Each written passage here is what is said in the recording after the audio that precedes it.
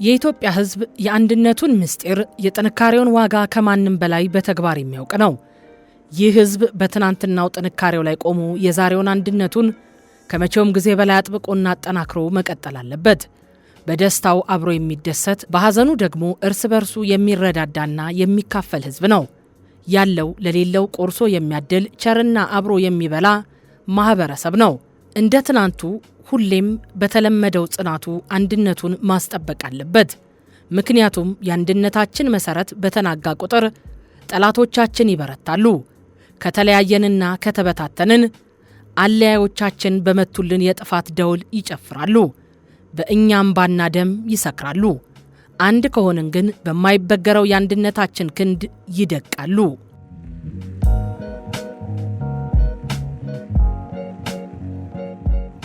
አንድነት ሲባል በብሔር በቋንቋ ወይም በባህል ተመሳሳይነት ላይ ብቻ የሚገነባ ጠባብ እሳቤ አይደለም። እውነተኛና ዘላቂ ፖለቲካዊ አንድነት የሚበቅለው ከሁሉም በላይ በሆነው በሰብአዊነት ትልቅ ማዕቀፍ ላይ ነው። ማንኛውም ሰው ሰብአዊ ፍጡር በመሆኑ ብቻ ፍጹም እኩል የሆነ መብትና ነጻነት አለው። በመሆኑም እውነተኛ አንድነት ማለት ለእኔ የሚገባኝ መብት፣ ነጻነትና ተጠቃሚነት ለማንኛውም ዜጋ እኩል ይገባዋል ከሚል የሰለጠነና የበሰለ አስተሳሰብ የሚመነጭ ነው። ይህ እሳቤ ሲሸረሸር ግን አንድነት የሚለው ቃል ትርጉሙን ያጣል። በምትኩ መገለልና መከፋፈል ይነግሳል። አንድነት ማለት የሁሉም እኩልነት ነው። የሁሉም ዜጋ እኩል ነጻነትና ተጠቃሚነት። በመሆኑም በአንድነትና በእኩልነት መርህ ላይ የተመሰረተ ፖለቲካዊ እንቅስቃሴ ብቻ ነው የብዙሃኑን መብት የሚያስከብር፣ የሁሉንም ድምፅ የሚያደምጥና ጠንካራ ዲሞክራሲያዊ ስርዓት ለመዘርጋት የሚያስችለው። አንድነትን ስናስብ አብዛኛውን ጊዜ ወደ አንድ ቅርጽ መለወጥ ወይም ሁሉንም ሰው አንድ አይነት ማድረግ እንደሆነ አድርገን እንረዳ ይሆናል። ነገር ግን እውነተኛና ታላቅ አንድነት የሚጀምረው ልዩነት የተፈጥሮና የሰው ልጅ ውበት መሆኑን ከመቀበል ነው። ኢትዮጵያ በአንድ አይነት ቀለም የተሳለች ስዕል አይደለችም። የተለያየ ባህል፣ ቋንቋ፣ እምነትና የታሪክ እሴት ያላቸው ብሔሮችና ብሔረሰቦች የተጣመሩባት ሕያው የታሪክ ማህደር ናት። የእነዚህ ልዩነቶች መኖር ሀገራችንን ያደህያት ሳይሆን በጥበብና በባህል ያበለጸጋት ትልቅ ሀብታችን ነው።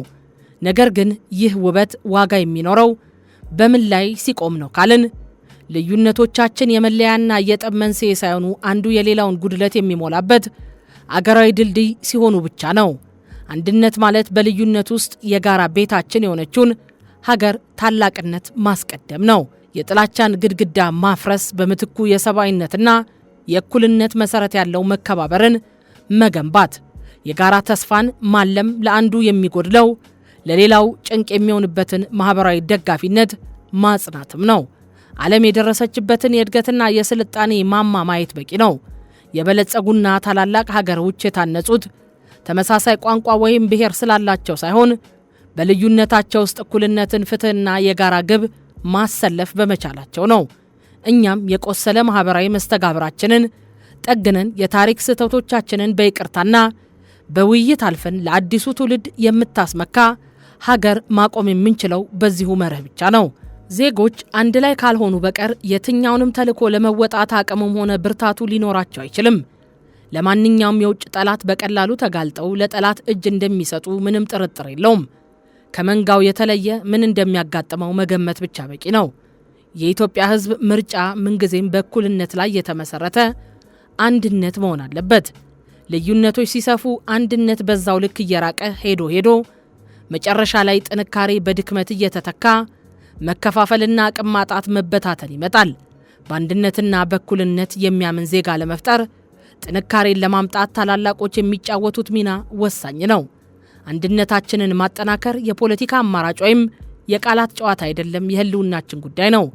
ከተበታተንን የጋራ ቤታችን የሆነችውን ሀገር ማዳን አንችልም። የተበታተነ ህዝብ የገዛ ነጻነቱን ማስጠበቅ ይቅርና ሰላሙንና መብቱን እንኳ ማክበር አይችልም። ያለ አንድነት ጠንካራ ኢኮኖሚ፣ የተረጋጋ ማህበራዊ መስተጋብርና ያደገች ሀገር መገንባት አይታሰብም። ልዩነቶቻችንን በውይይት ፈተን በአንድነት ካልቆምን የታሪክ ጠላቶቻችን ክፍተቶቻችንን ተጠቅመው ሀገራዊ ሉዓላዊነታችንና የትውልዱን ተስፋ ያደቁታል። አንድነትን ሁልጊዜ በፖለቲካ መድረኮች በሚደረጉ ንግግሮች፣ በመግለጫዎች ወይም በታሪክ መጻሕፍት ገጾች ውስጥ ብቻ የምንፈልግ ከሆነ ትልቁን እውነት ስተነዋል። እውነተኛ አንድነት በመድረክ ጥሪ የሚፈጠር እንግዳ ነገር አይደለም። አንድነት ቀድሞውኑ በኢትዮጵያውያን የደም ስርና በዕለት ተዕለት የማህበራዊ ህይወት ድርና ማግ ውስጥ ያለ ህያው እውነት ነው። ለአፍታ ራሳችንንና መንደራችንን እንመልከት። በደስታችን ጊዜ አብሮ የሚጨፍረው፣ በሐዘናችን ወቅት አብሮን የሚያለቅሰውና ደጅ የሚጠናው በቋንቋ ወይም በብሔር የተመረጠ ጎረቤት አይደለም። በእድር፣ በዕቁብ፣ በደቦና በማህበራዊ መስተጋብራችን ውስጥ መከራና ደስታችንን የምንካፈለው እንደ አንድ ቤተሰብ ነው። ገበያችን፣ መንገዳችን፣ የጋራ ዕጣ ፈንታችን በማይነጠል ሰንሰለት የተሳሰረ ነው። እያንዳንዱ ዜጋ መልካም ሆኖ መልካም ሥራ ከሠራ ክፉን ነገርና ተግባር ፈልጎ ማግኘት በጣም ይከብዳል። መከፋፈልን የኢትዮጵያ ሕዝብ አይፈልግም። ምክንያቱም ከመከፋፈል የሚገኝ ጥቅም ስለማይኖር። አንድነቱን አጠናክሮ ለማስቀጠል ትልቅ እምነት ያለው የአንድነት ተምሳሌት ሕዝብ ነው። አንድነት ኃይል እንደሆነ ሕዝቡ በተግባር ያውቃል። የየትኛውንም የውስጥም ሆነ የውጭ ኃይል አገር አፍራሽ መንገድ አይቀበልም። አንድነታችን ትላንትም ነበረ፣ ዛሬም አለ፣ ነገም ይቀጥላል። አንድ ቀይ ደማችን፣ ስጋችንና አጥንታችን በሰብአዊነት መንፈስ ተዋህዶ አንድነታችንን ሊያጠናክርልን ይገባል ሲል አሃዱ አቋሙን ይገልጻል።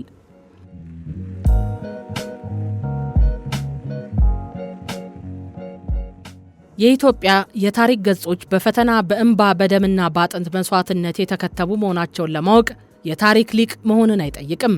ነገር ግን ይህች ሀገር ሁልጊዜም ከወደቀችበት የምትነሳ፣ ከታመመችበት የምታገግምና የጨለማን ግርዶሽ ገፋ ብርሃን የምታፈነጥቅ የጽናት ተምሳሌት ናት። ሆኖም ይህንን የጽናት ታሪክ ዛሬ ላይ እውን ማድረግ የሚቻለው አንዱ ለሀገር አሳቢና ሰራተኛ፣ ሌላው ደግሞ ተቺና አብጠልጣይ በሚሆንበት ከፋፋይ ጎዳና አይደለም። ሀገራችን በማህበራዊ መስተጋብር መሸርሸር፣ በኢኮኖሚ ጫናና በፖለቲካ ኃይሎች ጥብቅ መከፋፈል ውስጥ ነች። ከዚህ አደገኛ የታሪክ ምዕራፍ እንድንወጣ ብቸኛውና ፍቱኑ አማራጭ የሀገራችን ባለመድኃኒቶች በነጻነት ተቀራርበው መወያየትና የጋራ መግባባት ላይ መድረስ ብቻ ነው። ኢትዮጵያ የጥንታዊ ስልጣኔ ባለቤት ናት። ዛሬም ቢሆን ከማንኛውም ግላዊ ወይም ቡድናዊ ርዕዮተ ዓለም በላይ የሆነ ከራሷ ባህልና አገራዊ እሴት የተቀመመ ፍቱን መድኃኒት የሚያበጁላት፣ መድኃኒቱንም ማስውጠው ከደዌዋ የሚያድኗት ታማኝ ባለመድኃኒት ትውልድ ትሻለች። ይህ ሲሆን መፍትሄው ተሸናፊና አሸናፊ የሚፈጥር ሳይሆን ሁሉም አሸናፊ ሆኖ የሚወጣበት ሀገራዊ መንገድ ይሆናል። የኢትዮጵያ ፖለቲካ የቂመኞችና የባላንጣዎች ሂሳብ ማወራረጃ ሆኖ ነው የዘለቀው። ለሕዝብ ነጻ ፈቃድና ይሁንታ ስፍራ ስላልነበረውም ለውይይትና ለምክክር ባዕድ ነበር። ለመካሪና ለዘካሪ ያስቸገረ፣ ለማህበረሰቦች ተሳትፎ ቦታ ያልነበረው፣ የአስመሳዮችና የአደርባዮች መፈልፈያና ራዕይ አልባ ነበር። ክፋት፣ ሴራ፣ አሻጥርና ኋላ ቀርነት የተጠናወቱት ከመሆኑ በላይ አርቆ አስተዋይነት ያልፈጠረባቸው ደካሞች ስለሚተውኑበት ለሀገር ችግር እንጂ ተስፋ አልፈጠረም። እርስ በርስ መጠፋፋት፣ መሳደድ፣ ስም መጠፋፋት፣ ወጣቱን ትውልድ መበከልና የአገርን ምስጢር ለባዕዳን ማቀበል አሳፋሪ ልማዶች የሰፈነበት በመሆኑ ኢትዮጵያና ሕዝቧ ያለ ኃጢአታቸው ፍዳቸውን አይተዋል። ያንን የተሰነካከለ አስተሳሰብና ጎዳና አንለቅም ብለው የሚንገታገቱ ኃይሎች እሱን ሙጭጭ ብለው ይዘውታል። ሕዝቡ ጦርነት ተወግዶ በሰላም ለመኖር ከአንድነቱ በላይ ዋስትና እንደሌለው ሊጠራጠር አይገባም። ስለዚህ ዋነኛ መርሁ ሕጉን ማክበርና ማስከበር እንደሆነ መዘንጋት የለበትም። ችግሮችን ደረጃ በደረጃ በመቀነስ የተረጋጋች ሀገር እንድትሆን አንድነት ያስፈልጋታል። አንድነትን የመሰለ ጠቃሚና ብቸኛ አማራጭ እስካሁን ተገኝቶ አያውቅም። የሰው ልጅ በቀለም፣ በዘር፣ በቋንቋና በጎሳ ቢለያይም የሰውነቱ ማንነቱ አንድ ሊያደርገው ይችላል።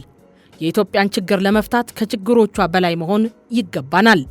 ይህ ደግሞ መደማመጥን፣ መከባበርን፣ መተማመንን፣ ሰጥቶ መቀበልን፣ የሌላውን ቁስል መረዳትን፣ መናበብና አንዱ ለሌላው ማሰብን ይጠይቃል። ኢትዮጵያውያንም ስለ ሀገራቸው መንግስታቸውና ብሔራዊ ማንነታቸው የሚኖራቸው ስሜትና ቅንዓት ወይም አገር ወዳድነት፣ አርበኝነትና ህዝባዊነት መንፈሱ በማንኛውም ወቅት በመላ አገሪቱ ወርድና ቁመቱ ወጥና ያልተዛነፈ መሆን አለበት ሲል አሃዱ አጽንኦት ይሰጠው ይላል።